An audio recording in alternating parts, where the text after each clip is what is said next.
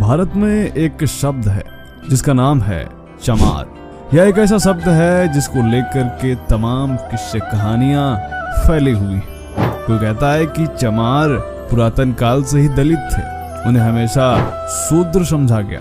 लेकिन जो असली इतिहास चमारों का सामने आता है वह अच्छे इतिहासकारों के भी होश उड़ा के रख देता है। हमने पिछले वीडियो में आपको बताया था कि आखिर चमार जाति का असली इतिहास क्या है, और इस इतिहास से न सिर्फ चमार जाति के लोग बल्कि पूरा हिंदू समाज अनभिज्ञ है। आज के समय में हमें यह देखने को मिलता है कि चमार जाति का यूज कुछ लोग जाति सूचक गाली के लिए भी करते हैं। उसके लिए कानून में अपना एक अलग प्रावधान है। जरा सोचिए कि जिस शब्द को जाति सूचक शब्द समझा जाता हो, जिस शब्द का प्रयोग चिढ़ाने के लिए किया जाता हो, अगर वही शब्द पूरी दुनिया में एक ब्रांड बन के चमक जाए तो क्या होगा। सोचिए जरा उन लोगों पर क्या गुजरेगी जो चमार जाति का अपमान करते हैं।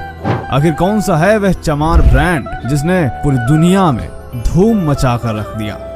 आखिर कैसे चमार ब्रांड ने अमेरिका, जर्मनी और जापान तक को हिला कर रख दिया। वीडियो में आगे बढ़ने से पहले मैं आपसे एक छोटा सा निवेदन करता हूं कि अगर आपको इस वीडियो को बीच में छोड़कर जाना है तो कृपया करके अभी चले जाइए, क्योंकि हम नहीं चाहते कि आप आधी अधूरी जानकारी रखें। और यदि आप अपने समुदाय, अपने देश, अपने धर्म की वह जानकारी नहीं जानना चाहते तो भी आप यह वीडियो अभी छोड़कर जा सकते हैं। कौन है जिन्होंने आज इस ऊंचाई को चुना है, कैसे एक द चमार स्टूडियो से दास ऑफशोर तक आज हम आपको बताने वाले हैं 10 दलित बिजनेसमैन की कहानी। इसके अलावा हम आपको बताएंगे उन 7 दलित खिलाड़ियों के बारे में भी जिन्होंने पूरे भारत को हिला दिया, और बताएंगे आपको बाबा साहेब भीमराव अंबेडकर की उन 20 अंतरराष्ट्रीय मूर्तियों के बारे में भी जिन्हें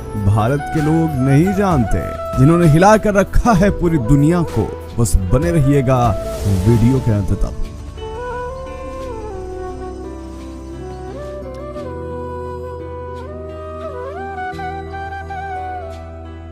आते हैं पहले नंबर पर, जो कि है सुधीर राजभर। मुंबई में जन्मे कलाकार और सामाजिक कार्यकर्ता सुधीर राजभर अपने क्रिएटिव एंटरप्राइज द चमार स्टूडियो के माध्यम से दलितों के सामाजिक आंदोलन को फैशन के क्षेत्र में भी आगे बढ़ा रहे हैं। मुंबई के कांदीवली स्लम से आने वाले राजभर ने 2017 में जहांगीर आर्ट गैलरी में भाग लिया और अपने डार्क होम्स नामक काम को प्रस्तुत किया। आज यह चमार ब्रांड भारत के अलावा ब्रिटेन, अमेरिका, रूस, फ्रांस इन जगहों पर देखने को मिलता है। आपको बता दें कि इसकी शुरुआत बेहद छोटी सी दुकान से हुई थी, लेकिन आज यह करोड़ों की कंपनी बन चुकी है। ये जो प्रोडक्ट्स आप देख रहे हैं ये द चमार स्टूडियो के हैं, जिन्हें बड़े बड़े सेलिब्रिटीज खरीदते हैं। अब आते हैं नंबर 2 पर, जो कि है राजेश सराइया। ये देश के प्रथम दलित अरबपति माने जाते हैं। ये स्टील मोंट ट्रेडिंग लिमिटेड के सीईओ हैं और इसका मुख्यालय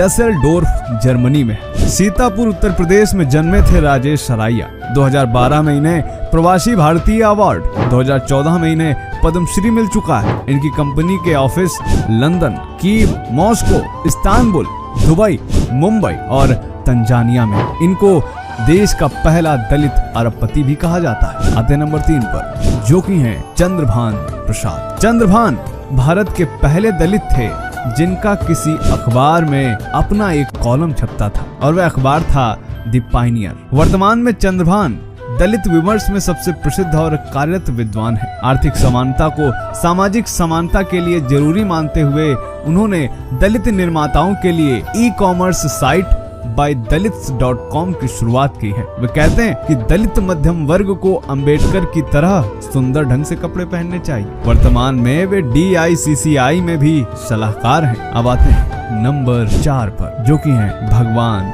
गवई। महाराष्ट्र में अत्यंत गरीब दलित परिवार में जन्मे भगवान गवई की कहानी किसी फिल्मी कहानी की तरह। एक समय था जब वे दिहाड़ी मजदूर थे और 100 से 200 रुपए कमाते थे, लेकिन आज भगवान गवई सौरभ एनर्जी के मालिक हैं। अन्य दलित एंटरप्रेन्योर को सहयोग देने के लिए उन्होंने 30 युवा मेधावी दलितों को चुना है और अपनी मैत्रीय डेवलपर नामक दूसरी कंपनी के माध्यम से उनके आइडिया में निवेश कर रहे हैं। आज ये भी करोड़पति बिजनेसमैन हैं और लाखों युवाओं को प्रेरित कर रहे हैं। अब आते हैं नंबर 5 पर, जो कि है कल्पना सरोज। महाराष्ट्र के विदर्भ में जन्मी कल्पना सरोज की शादी मात्र 12 साल की उम्र में हो गई। वह पति के परिवार द्वारा घरेलू हिंसा के कारण ससुराल छोड़कर मुंबई आकर अपने रिश्तेदार के साथ रहने लगी। अपनी बचत से छोटे फर्नीचर का कार्य शुरू किया। 2001 में उन्होंने बंद कंपनी कामिनी ट्यूब्स को खरीद लिया और उसको मुनाफे वाली कंपनी बना दिया। अभी वो उसकी सीईओ भी हैं। आज अनुमानतः उनके पास $112 मिलियन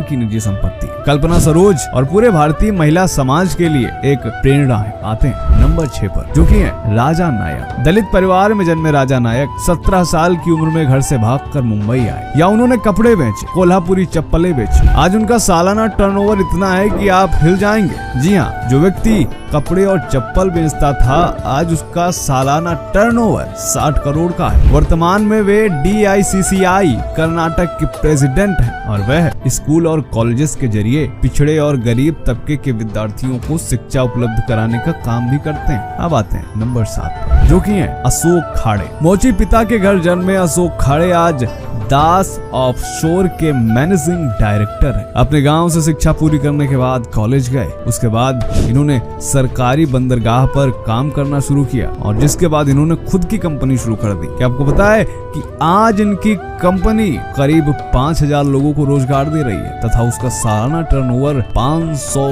करोड़ का है। आते हैं नंबर 8 पर, जो कि है मिलिंद कांबले। भारतीय दलितों को एंटरप्रेन्योरशिप के क्षेत्र में सबसे ज्यादा सहायता देने वाली संस्था DICC है, जिसकी स्थापना मिलिंद कांबले ने की है। DICC ने SC/ST समुदाय के बीच व्यापार और इनोवेशन के माध्यम से लीडरशिप की कुशलता को बढ़ाने का काम किया है। वर्तमान में इसके 10,000 से अधिक सदस्य हैं। मिलिंद कांबले को 2013 में पद्मश्री से सम्मानित किया गया। अब आते हैं नंबर 9 पर, जो कि है डॉक्टर श्याम कुमार। डॉक्टर श्याम कुमार का जन्म हुआ था देवबंद के दलित कारखाना मजदूर के घर में। जब मेडिकल कॉलेज में एडमिशन लेने गए तब उन्होंने पहली बार नए जूते पहने थे, लेकिन आज वे हापुड़ में देव नंदिनी हॉस्पिटल चलाते हैं। 100 बेड वाले इस हॉस्पिटल में 36 डॉक्टर हैं और इसके अलावा 350 स्टाफ कार्य करता है। आज डॉक्टर श्याम कुमार करोड़पति हो गए। अब आते हैं नंबर 10 पर, जो कि है हरिकिशन पिल्लन। अपनी शिक्षा के लिए हरिकिशन पिल्लन ने रिक्शा चलाया। पिता को दिल का दौरा पड़ने पर परिवार की देखभाल की और एक समय ऐसा था जब इनके पास प्रतिदिन का गुजारा करने के लिए भी पैसे नहीं थे। लेकिन आज हरिकिशन एक ऐसे व्यवसाय के मालिक हैं जिसका सालाना टर्नओवर 100 करोड़ का है। आपको बता दें कि उन्होंने आगरा कैंट से कांग्रेस के टिकट पर चुनाव भी लड़ा है।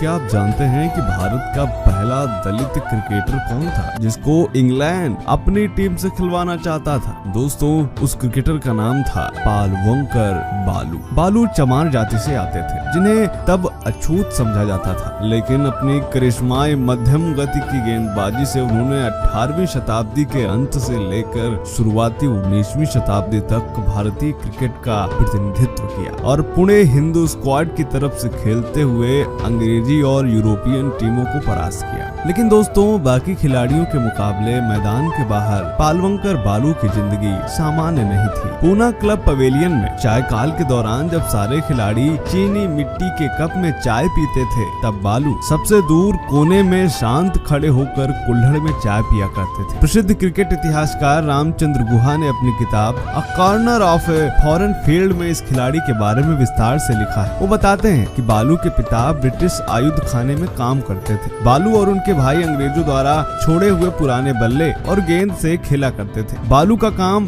फील्ड का पिच रोल करना, झाड़ू लगाना था, लेकिन धीरे धीरे बल्लेबाजों को उनकी प्रैक्टिस में भी मदद करने लगे। बालू घंटों उन्हें अभ्यास कराते, लेकिन उन्हें बैटिंग करने का मौका नहीं मिलता। धीरे धीरे बालू का कौशल सबके कानों तक पहुंचने लगा था। जल्द ही उन्हें पुनः हिंदू स्क्वाड की तरफ से खेलने का मौका मिला और बालू ने बाएं हाथ की अपनी स्पिन गेंदबाजी से लोकल ब्रिटिश और यूरोपियन टीमों को हराने में मुख्य भूमिका निभाई। सन 1896 में बालू अपने परिवार के साथ मुंबई आ गए और हिंदू जिमखाना क्लब से खेलने लगे। उन्हें अपने गति और कोण पर नियंत्रण की महारत हासिल थी। जिस खूबसूरती से उनकी गेंद हवा में फिरकी लेते हुए बल्लेबाज के विकेट उड़ा ले जाती थी, वो अच्छे अच्छे बल्लेबाजों को सोचने का मौका भी नहीं देता था। विरोधी खिलाड़ी बताते थे कि उनका स्टैमिना भी बहुत कमाल का था। बिना थके वो घंटों गेंदबाजी किया करते थे। गुहा ने अपनी किताब में आगे लिखा है कि 1905 में वेल्स के प्रिंस भारत में क्रिकेट मैच देखने आए थे और भारत और इंग्लैंड के सबसे बेहतरीन खिलाड़ियों की भिड़ंत देखना चाहते थे। नतीजा ये हुआ कि बालू की बॉलिंग की बदौलत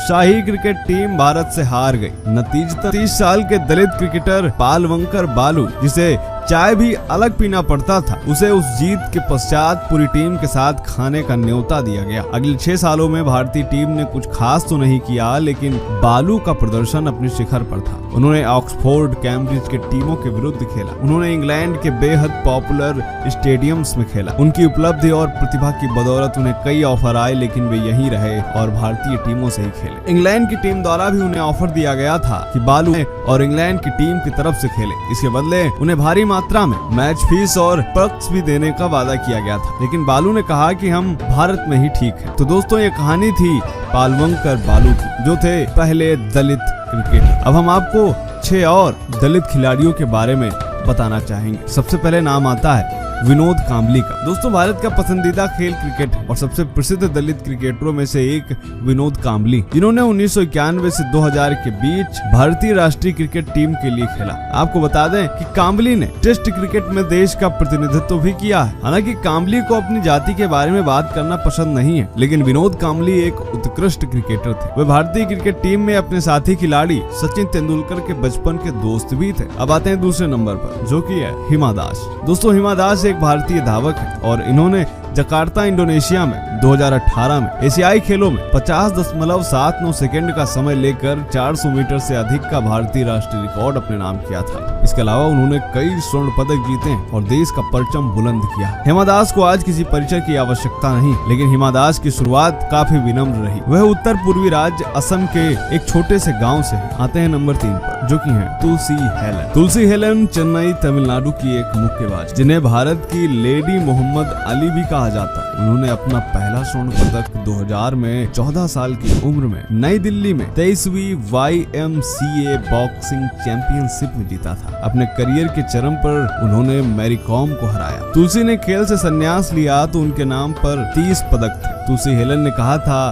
क्योंकि मैं दलित पैदा हुई थी, इसलिए मुझसे सबसे निचले पायदान पर रहने की उम्मीद की जाती, लेकिन मैं एक अलग जिंदगी का सपना देखती। आते हैं नंबर 4 पर, जो कि हैं पीटी उषा, को अक्सर भारत में ट्रैक और फील्ड की रानी के रूप में जाना जाता है। उन्होंने 1980 के दशक में ट्रैक और फील्ड स्पर्धाओं में एशियाई परिदृश्य पर अपना दबदबा बनाया और भारत के लिए कई पदक जीते। उषा 1984 में लॉस एंजल्स में ओलंपिक में फाइनल में पहुंचने वाली पहली भारतीय महिला बनी थी और आज भी वह भारतीय एथलीटों के लिए एक आइडल के रूप में काम करती है। आते हैं नंबर 5 पर, जो कि हैं संथी साउंडराजन। तमिलनाडु में ईंट भट्टा श्रमिकों के 5 बच्चों में से एक शांति साउंडराजन एक ट्रैक और फील्ड एथलीट, जिन्होंने भारत के लिए 12 से अधिक अंतर्राष्ट्रीय पदक जीते। 2006 में लिंग सत्यापन परीक्षण में विफल होने के बाद दोहा कतर में एशियाई खेलों में महिलाओं की 800 मीटर दौड़ में उनका रजत पदक छीन लिया गया था। इस अनैतिक और अवैज्ञानिक परीक्षण से उन्हें जो अपमान सहना पड़ा, उससे वह डिप्रेशन में चली गई और आत्महत्या के प्रयास से वह बच गई। तब से उन्होंने अन्य महिला एथलीटों का समर्थन किया है जो इसी तरह मामलों से गुजरी, जिनमें कास्टर सेमन्या और दुती चंद शामिल है। सुंदर राजन का दावा है कि उन्होंने अपने काम के दौरान जाति आधारित भेदभाव का भी अनुभव किया। आते हैं इस वीडियो के अंतिम नंबर पर, जो कि है स्वप्ना बर्मन। एक रिक्शा चालक और चाय बागान कर्मचारी की बेटी स्वप्ना ने 2018 में एशियाई खेलों में हेप्टाथलॉन स्पर्धा में भारत के लिए स्वर्ण पदक जीता था। ऐसा करने वाली वह पहली भारतीय थी। वह पश्चिम बंगाल से हैं। स्वप्ना का जन्म जन्मजात विसंगति के साथ हुआ था, जिसके कारण उनके पैर में 6 उंगलियां। हालांकि अपनी परिवार की गरीबी को देखते हुए वह कभी विशेष जूते नहीं खरीद पाई और सामान्य जूतों में उन्हें प्रतिस्पर्धा करनी पड़ी थी।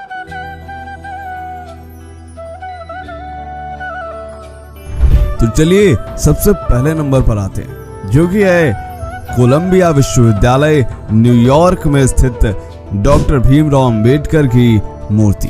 दोस्तों आपको बता दें कि स्क्रीन पर दिख रही यह मूर्ति भीमराव अंबेडकर की 100वीं जयंती के अवसर पर स्थापित की गई थी, जो कि 1991 में अमेरिका के न्यूयॉर्क शहर में कोलंबिया यूनिवर्सिटी में स्थापित की गई थी।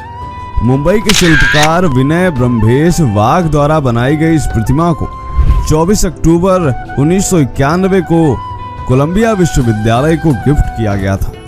इसके बाद 1995 में यह प्रतिमा लेहमन लाइब्रेरी में स्थापित की गई थी।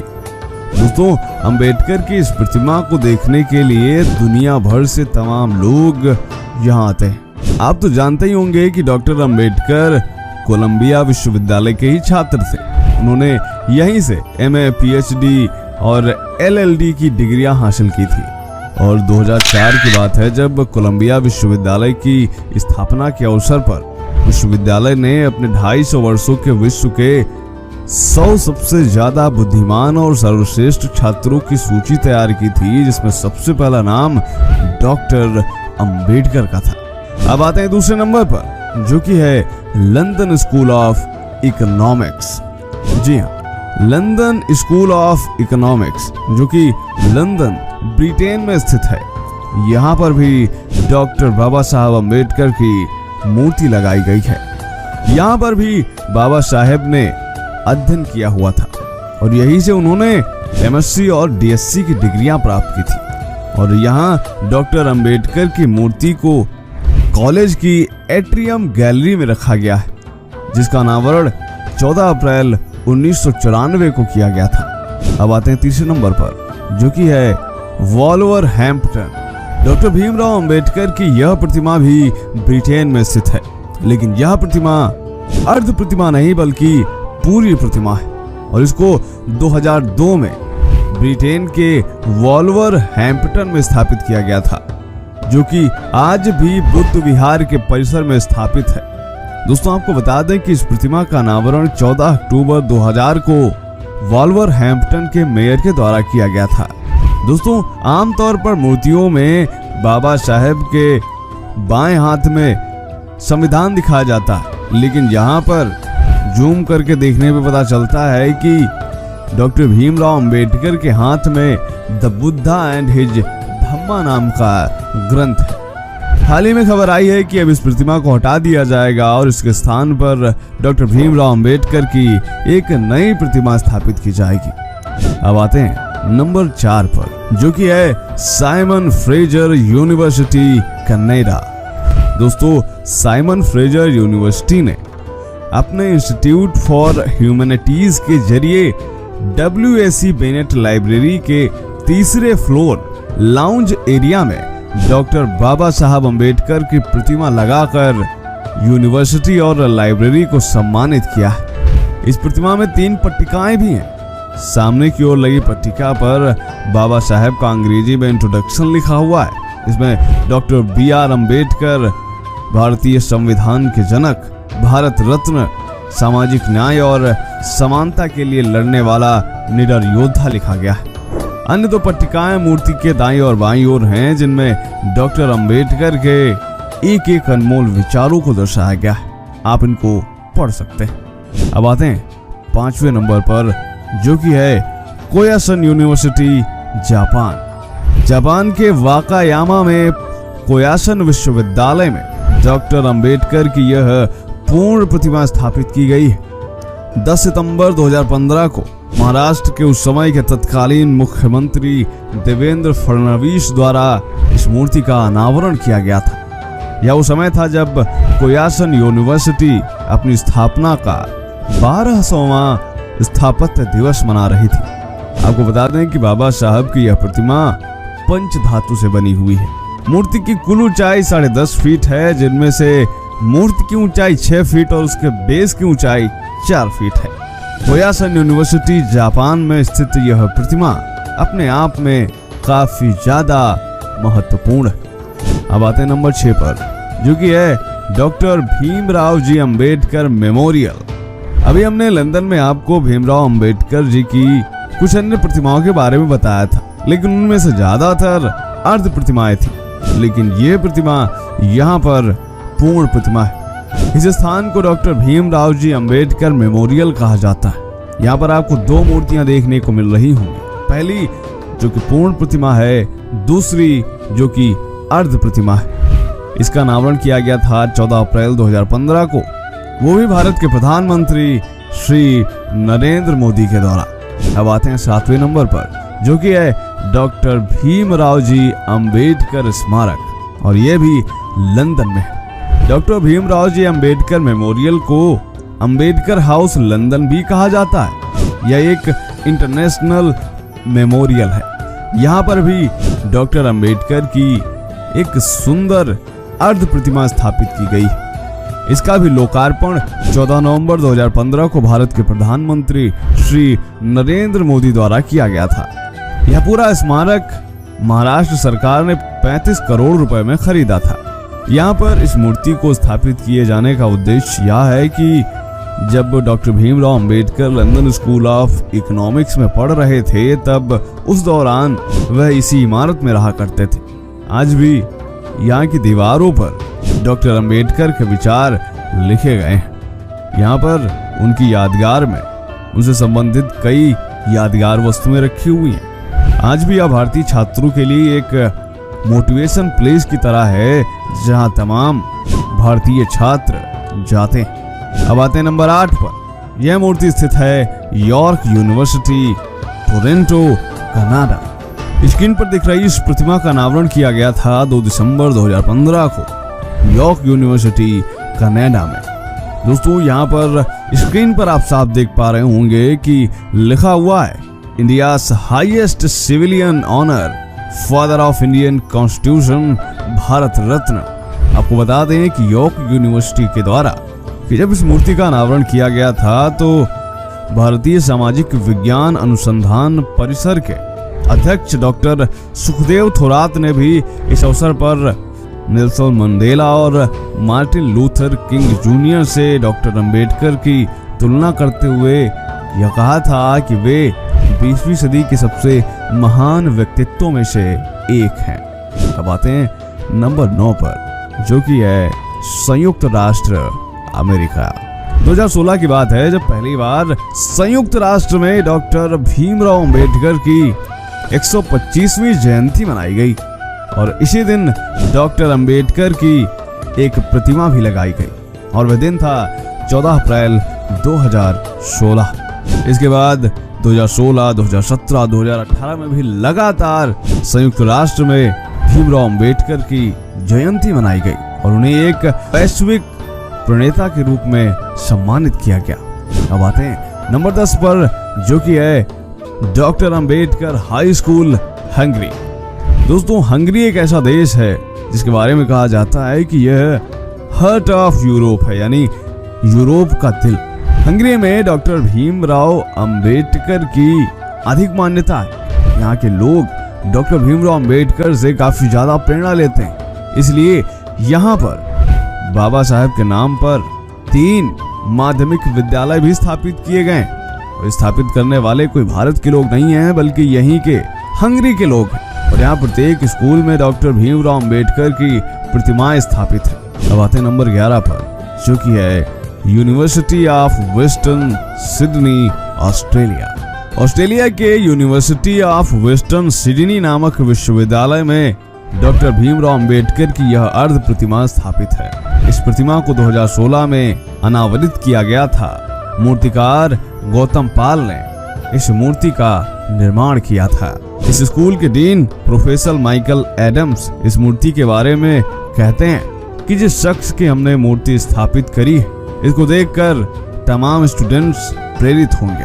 और न सिर्फ प्रेरित होंगे बल्कि इनके बारे में जानकर निसंदेह आने वाली पीढ़ियां भी मोटिवेट होंगी। अब आते हैं नंबर 12 पर, जो कि है ब्रैंडिश यूनिवर्सिटी, बोस्टन, अमेरिका। अमेरिका के बोस्टन शहर में स्थित ब्रैंडिश यूनिवर्सिटी में भी बाबा साहब की यह प्रतिमा देखने को मिलती है। इसका अनावरण 29 अप्रैल 2017 को किया गया था।